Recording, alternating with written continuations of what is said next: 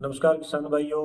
मैं डॉक्टर रविंद्र बिडासरा आपके अपने यूट्यूब चैनल रविंद्र बिडासरा में एक वीडियो और शेयर कर रहे हैं, जिसमें हम आपको आने वाले सीज़न में, जैसे अभी कॉटन का सीज़न है, तो किसानों की सस्पेंस बना हुआ है कि कॉटन की बिजाई हम कर रहे हैं तो क्या नई वैरायटियाँ आ रही हैं, किस में कॉटन में गुलाबी सुंडी को लेकर कोई समस्या ना हो। तो किसान भाइयों, ऐसी कोई समस्या जो है वो आप दिमाग से निकाल दीजिए, क्योंकि गुलाबी सुंडी जो है वो अभी BT2 जो चल रहा है उसमें सभी में इसका प्रकोप रह सकता है। इसके प्रति अगर आपको कोई कहे कि ये BT4 है या BT3 आ गया, ऐसा कुछ नहीं है। अभी BT2 ही चल रहा है और आने वाली टाइम में हो सकता है कोई चेंज होगा तो वो आपके बीच में वीडियो से शेयर कर देंगे।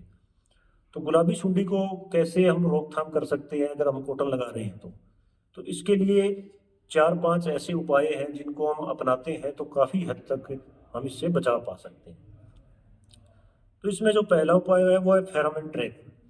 तो किसान भाइयों, जब भी आप कॉटन लगा रहे हैं, कॉटन जब 30-35 दिन का या 40 दिन की हो जाती है तो उसमें हम फेरोमोन ट्रैप लगाकर उस गुलाबी सुंडी के आने का जो एक सिग्नल है वो हमें मिल जाए।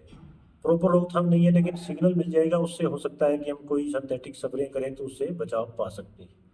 ये बहुत अच्छा उपाय है। और फेरोमोन ट्रैप कैसे लगाना है इनके बारे में थोड़ा वीडियो अगली वीडियो में हम डालेंगे। तो वैसे 1 एकड़ में कम से कम 4 फेरोमोन ट्रैप जो है वो ज़रूरी है। उसके बाद दूसरा जो है वो खेत में पड़ी पुरानी जो लकड़ियां हैं, या आपका खेत गांव के पास है वहाँ लकड़ियां पड़ी है, तो जो प्यूपा है गुलाबी सुंडी का वो ऑलमोस्ट उन लकड़ियों में ही आपको मिलेगा।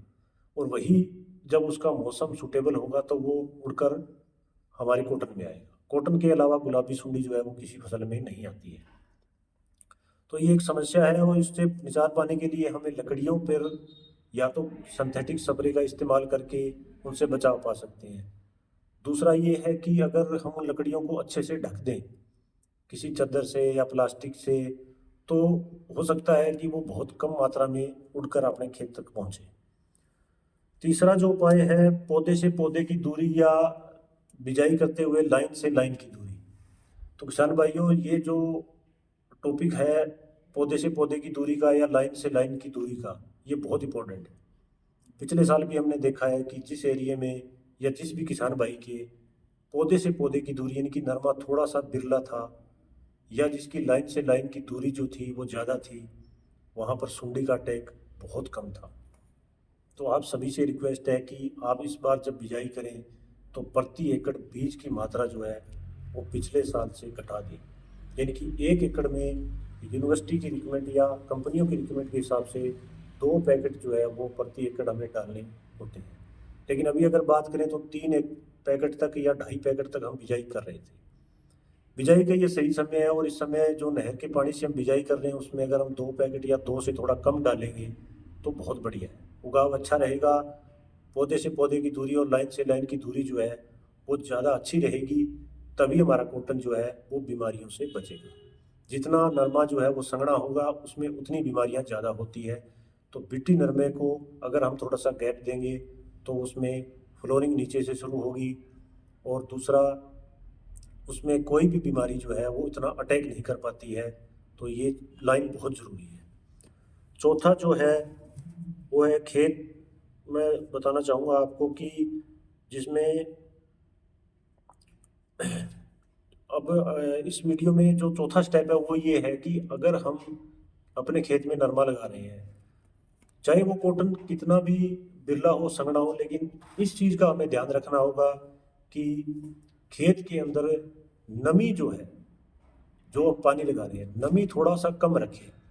बहुत ज़्यादा नमी जहाँ होती है वहाँ सुंडी का अटैक जो है बढ़ता है।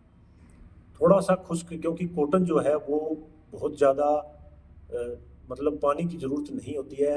एक ज़रूरत के हिसाब से आप उसमें पानी लगाएं, ज़्यादा नमी मत रखें। बरसात चल रही है तो आप उसमें पानी मत लगाएं। थोड़ा सा नमी जहाँ कम होगा वहाँ सुंडी का अटैक कम होगा। तो ये 4 जो स्टेप है, इन 4 स्टेपों को अगर आपने फॉलो कर लिया तो काफ़ी हद तक आपके खेत में नरमे की पैदावार होने के अच्छे चांसेस हैं। तो किसान भाइयों, मेरी आपसे रिक्वेस्ट है कि गुलाबी सुंडी से इतना मत डरिए। गुलाबी सुंडी पहले भी आती रही है, पिछली बार भी अटैक ज़्यादा था, लेकिन अगर आप इन 4 स्टेप में से चारों के चारों स्टेप अच्छा फॉलो करते हैं तो हो सकता है कि आने वाले टाइम में आपको कॉटन की अच्छी पैदावार मिल जाए। धन्यवाद सर।